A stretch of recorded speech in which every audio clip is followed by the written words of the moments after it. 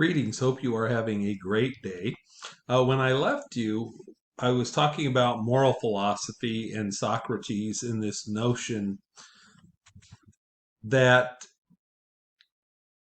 material success, which is what the sophists were claiming, was an inferior form of happiness, and that instead people should pursue living a just and ethical life and a higher set of principles. And even if that means disobeying the law in engaging in civil disobedience. At the end of the lecture, I pointed out that individuals can only find happiness removed and distant from the state. Remember, the sophists were trying to teach people persuasion and oratory and how to be successful in the political arena. And Socrates' claim was in doing so, people are giving up their ethics and their morality. Socrates' student Plato writes the first political science book called The Republic, and I have that underlined a bit down in your notes.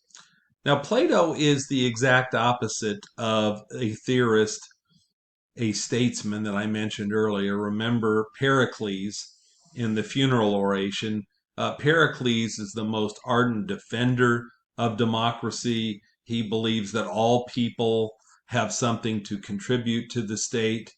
I would probably amend it and say that not all people can contribute equally to the state, but I would agree that most of us certainly have something that we can contribute to the state. So the most ardent defender of Athenian democracy is Pericles, when I ask you that on the exam. And the harshest critic is Plato. So here you have the two extremes, right? So Pericles is stressing quantity, that majority rule makes sense, that we're all equal, and that democracy makes sense, and that individuals, of very common means, have sacrificed for a nobler goal, that being the state. Plato is a critic of democracy.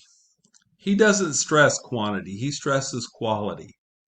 And Plato has a criticism that many of our founding fathers had, that the biggest problem in democratic society is that there are more ill-informed, uninformed, and ignorant people than enlightened people. And our founding fathers, for example, stated things like, I've never seen a democracy that did not murder, waste, and exhaust itself. Democracy is the worst of all political evils, right? And so it looks very much like Plato. So I pointed out that Plato lived a long time. He lived to be 81 years old. Socrates was his teacher. It's really hard sometimes to determine whether Socrates or Plato is speaking, and even the experts disagree on where that boundary line should be. Plato has three essential critiques of democracy. In other words, there are three reasons why he's really upset with Athenian democracy. First of all, his family had been oligarchs. They were prominent in Athens, and they were overthrown by the Democrats. So his family lost their social standing when democracy came to Athens. Second, and probably more important, it was democratic Athens who sentenced Socrates to death. Remember, he was sentenced to death by a jury of 500 by 6 votes. And he also believed that it was democracy that brought ruin to Athens. Athens was involved in a war with the Spartans. This is called the Peloponnesian War. And when I ask you on the exam, the war resulted in a humiliating Athenian defeat in 404 BC. The defeat meant that Athens had to pull down their defensive walls and were militarily subservient to Sparta. Although it's intriguing because this rarely happens in a war where the defeated power becomes kind of the if you will, the model society, and the victorious power it does not gain the glory you would expect. And so, even though Athens is defeated in this war, Athens remains the center of Greek society. And as I mentioned earlier today, about a third of the population of Greece lives in Athens. So, what is noteworthy about Plato? Some opening observations that I have written down, and I'll make a few comments about them. I will ask you on the exam. I believe that the first written political science book is The Republic. Remember the emphasis of the classical theorists, in this case, the ancient Greeks, Socrates, Plato, and Aristotle. They are normative theorists, like Socrates in the Republic. The primary political value is order in society, and I'll talk about what that means in more detail later. But like Socrates, Plato makes the argument that government and its leaders have a responsibility to produce an ethical society, a just society, and he does not believe that that is occurring in the society in which he lives. And the reasons are enumerated in your notes. Plato holds democracy and its self interested citizens responsible for both the death of Socrates and for military defeat to Sparta. So Plato is a harsh critic of democracy.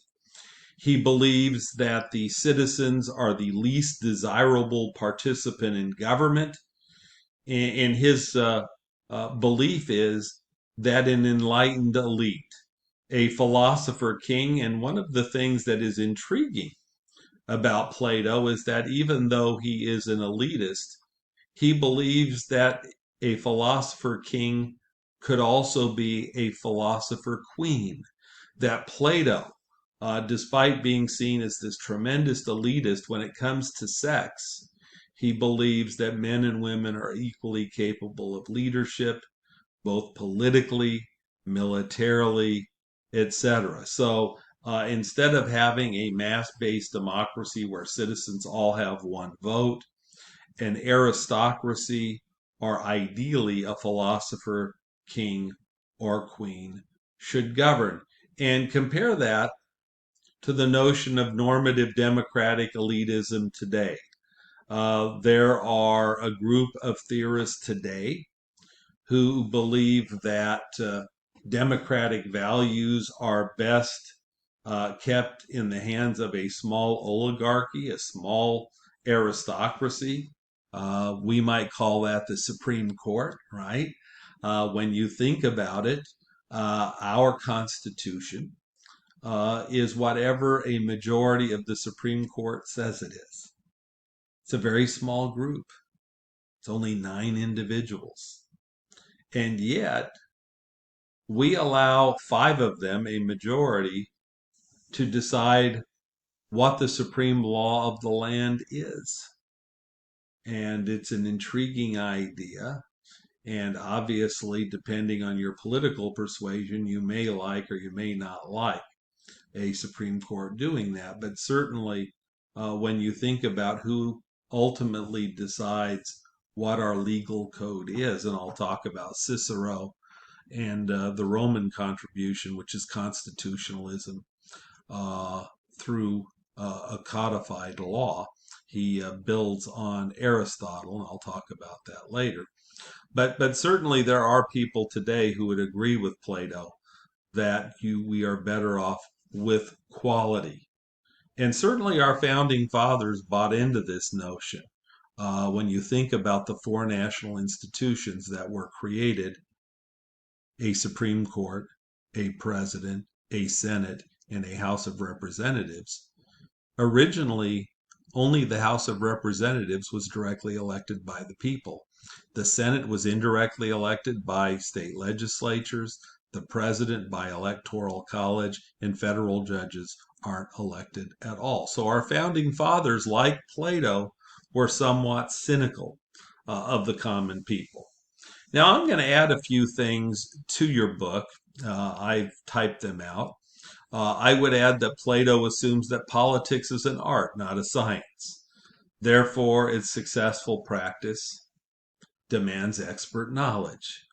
So he disagrees with that concept of happy versatility that I introduced you to with Pericles, right? The principle that government by the civic minded amateur is best. And Plato compares the statesman art to that of a physician, right? You wouldn't go to your neighbor for to do an operation on you unless your neighbor happened to be a surgeon. You'd go to a surgeon, they have special talents, insights, training, etc.